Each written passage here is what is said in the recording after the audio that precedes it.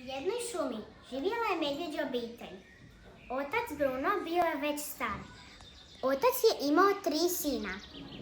Najstariji Bukalo bio je odličan ribolovac. Znao je snažno i brzo svojim šapom udariti ribu i pandžama je baciti na obalu.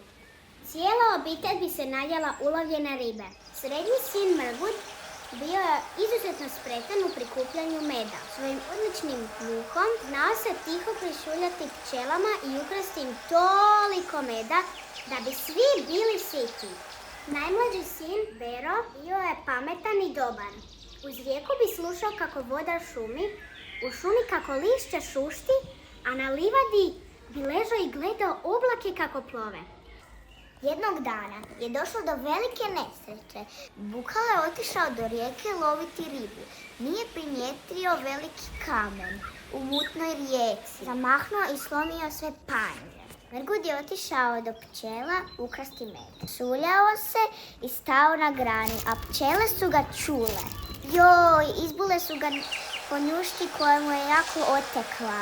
Bukalo i Mrgud su mogli loviti ribe, te su se dosađivali. Šetali su se uz cestu i našli su gitaru. Počeli su je svirati.